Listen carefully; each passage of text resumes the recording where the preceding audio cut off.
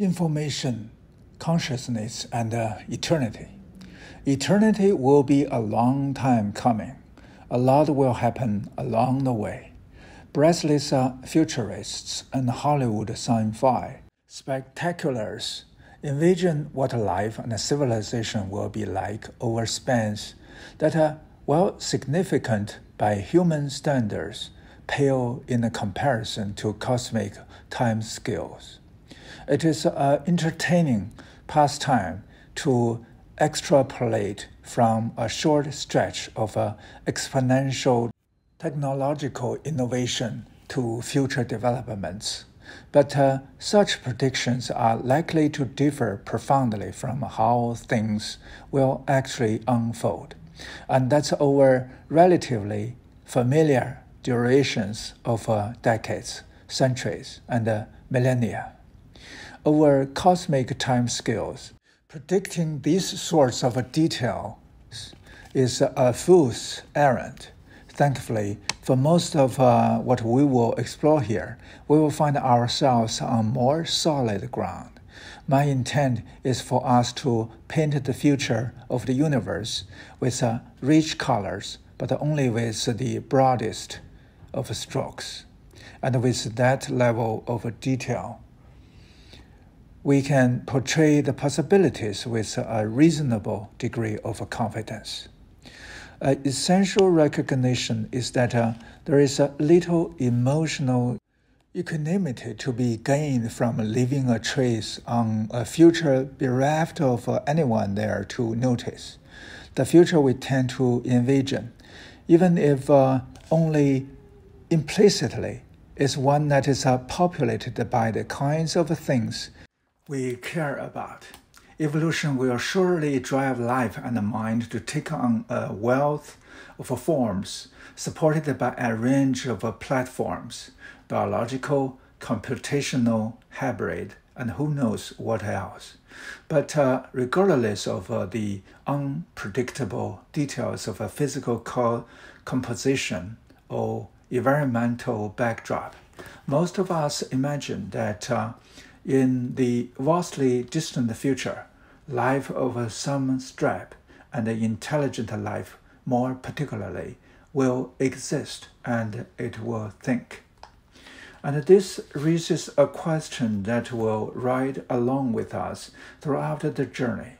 Can conscious thought persist indefinitely, or might the thinking mind, like the Tasmanian tiger or the every-billed woodpecker, be something sublime that rises up for a period but then goes extinct? I'm not focused on any individual consciousness, so the question has nothing to do with wished-for technologies, cryogenetic, digital, whatever, capable of preserving a given mind. Instead, I'm asking whether the phenomena of a thought, supported by a human brain or an intelligent computer or entangled particles, floating in the void or any other physical process that proves relevant, can persist arbitrarily far into the future. Why wouldn't it? Well, think about the human incarnation of a thought. It arose in conjunction with a fortuitous set of environmental conditions, explaining why, for example, our thinking takes place here and not on Mercury or on Halley's Comet. We think here because the conditions here are hospitable to life and thought, which is why the deleterious changes to Earth's climate are so distressing. What's not at all obvious is that there is a cosmic version of such consequential but parochial concerns. By thinking of a thought as a physical process, an assumption we will examine, it is not surprising that thought can take place only when certain stringent environmental conditions are met. Whether on Earth, in the here and now, or somewhere else in the there and then. And so, as we consider the broad brush evolution of the universe, we will determine whether the evolving environmental conditions across space and time can support intelligent life indefinitely. The assessment will be guided by insights from research in particle physics, astrophysics, and cosmology that allow us to predict how the universe will unfold over epochs that dwarf the timeline back to the Bang. There are significant uncertainties, of course, and like most scientists, I live for the possibility that nature will slap down our hubris and reveal surprises we can't yet fathom. But focusing on what we have measured, on what we have observed, and on what we have calculated, what we will find as laid out in chapters 9 and 10. It's not hardening. Planets and stars and solar systems and galaxies and even black holes are transitory. The end of each is driven by its own distinctive combination of physical processes, spanning quantum mechanics through general relativity, ultimately yielding a mist of particles drifting through a cold and quiet cosmos. How will conscious thought fare in a universe experiencing such transformation? The language for asking and answering this question is provided once again by entropy.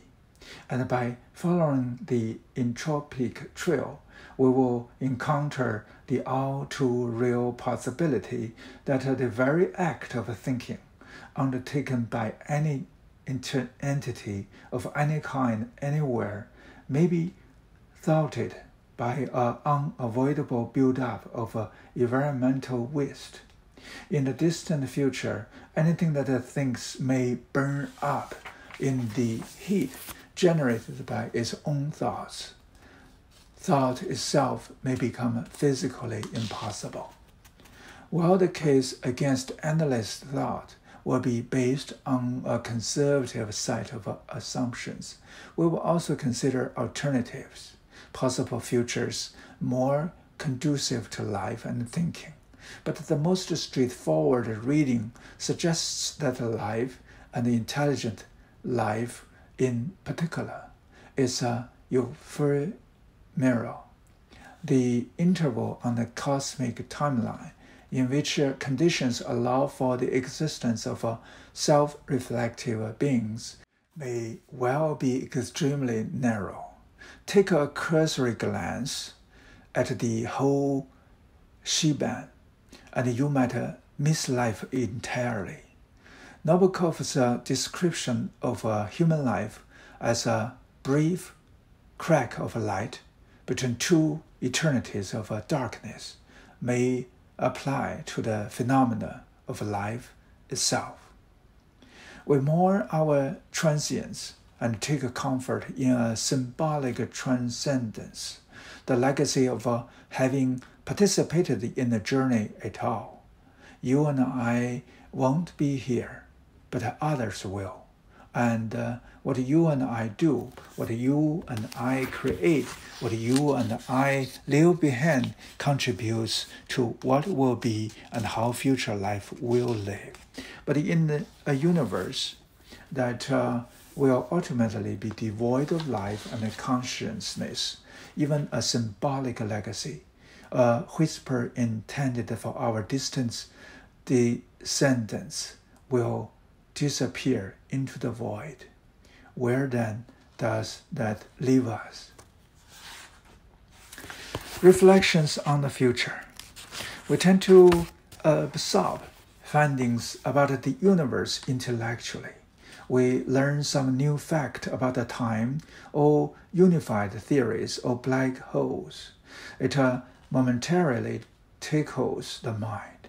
and if sufficiently impressive, it sticks. The abstract nature of science often leads us to dwell on its content cognitively. And then only rarely does that understanding have a chance of touching us viscerally.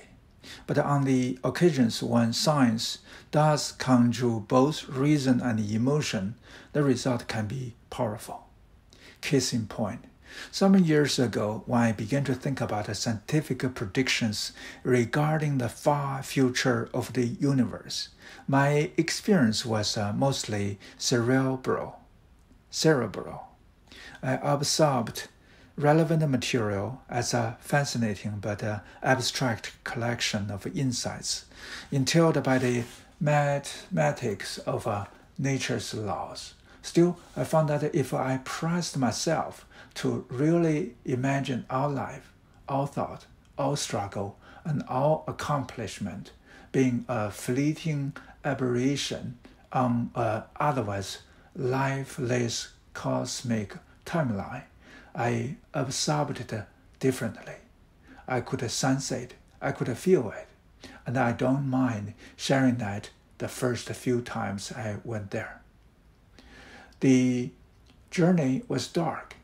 Through decades of study and scientific research, I have often had moments of elation and wonder, but never previously had results in mathematics and physics overwhelmed me with a hollow dread.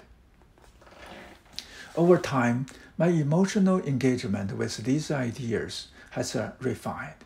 Now, more often than not, contemplating the far future leaves me with a feeling of calm and connection, as if my own identity hardly matters because it has been subsumed by what I can only describe as a feeling of gratitude for the gift of experience. Since more than likely you don't know me personally, let me put this in context. I'm open-minded with a sensibility that demands rigor. I come from a world in which you make your case with equations and replicable data, a world in which validity is determined by unambiguous calculations that yield predictions matching experiments digit by digit, sometimes as far as a dozen places beyond the decimal point. So the first time I had one of these moments of calm connection, I happened to be at a Starbucks in New York City. I was deeply suspicious. Perhaps my Earl Grey was tinted with some bad soy milk, or perhaps I was losing my mind. On reflection, neither was the case. We are the product of a long lineage that has soothed its existential discomfort by envisioning that we leave a mark. And the more lasting the mark, the more indelible its imprint. The more a life seems to be a life that mattered. In the words of philosopher Robert Nozick, but they could just as easily have come from George Bailey. Quote, "Death wipes you out. To be wiped out completely, traces and all, goes a long way toward destroying the meaning of one's life." End quote. Especially for those like me without a traditional religious orientation, emphasis on not being wiped out, a relentless focus on endurance can pervade everything. My upbringing, my education, my career, my experience have all been informed by it. During every stage, I have gone forward with an eye trained on the long view, on seeking to accomplish something that would last, There's no mystery why my professional preoccupation has been dominated by mathematical analysis of space, time, and nature's laws. It's hard to imagine another discipline that more readily keeps one's day-to-day thoughts focused on questions that transcend the moment. But the scientific discovery itself casts this perspective in a different light. Life and thought likely populated a minute oasis on the cosmic timeline.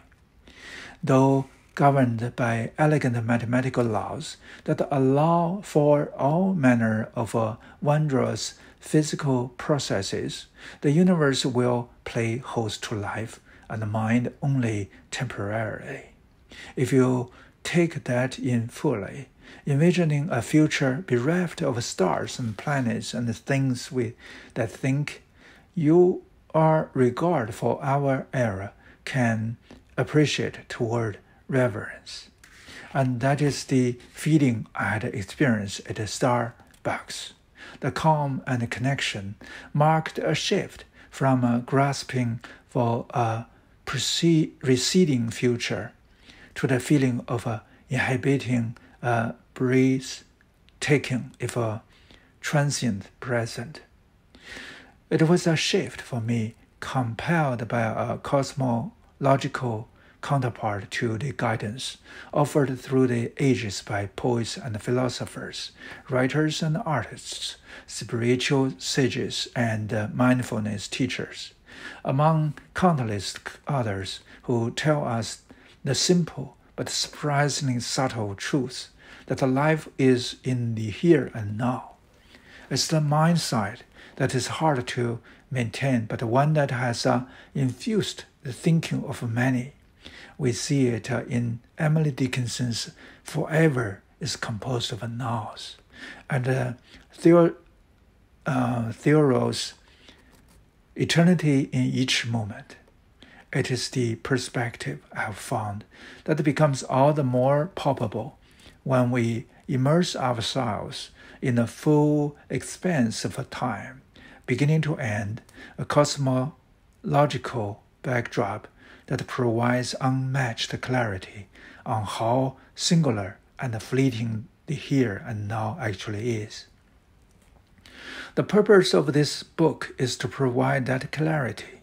We will journey across time, from our most refined understanding of the beginning to the closest science can take us to the very end.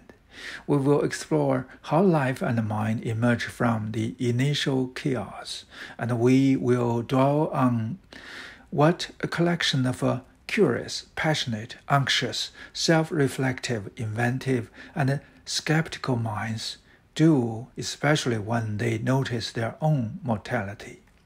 We will examine the rise of a religion, the urge for creative expression, the ascent of science, the quest for truth, and the longing for timeless, the deep-seated affinity for something permanent, for what Frank Kafka identified as our need for something indestructible, will then propel our continued march toward the distant future, allowing us to assess the prospects for everything we hold dear, everything constituting reality as we know it, from planets and stars, galaxies and black holes, to life and the mind. Across it all, the human spirit of discovery will shine through. We are ambitious explorers seeking to grasp a vast reality. Centuries of effort have illuminated the dark terrains of matter, mind, and the cosmos. During millennia to come, the spheres of illumination will grow larger and brighter. The journey so far has already made evident that the reality is governed by mathematical laws that are indifferent to codes of conduct, standards of beauty, needs for companionship, longings for understanding, and quests for purpose. Yet, through language and story, art and myth, religion and science, we have harnessed our small part of the dispassionate, relentless, mechanical unfolding of the cosmos to give voice to our pervasive need for coherence and value and meaning. It is an exquisite but a temporary contribution. As our track across time will make clear, life is likely transient, and all understanding that arose with its emergence will almost certainly dissolve with its conclusion. Nothing is permanent. Nothing is absolute. And so, in the search for value and purpose, the only insights of relevance, the only answers of significance are those of our own making. In the end, during our brief moment in the sun, we are tasked with the noble charge of finding our own meaning. Let us embark. That's the end of Chapter 1.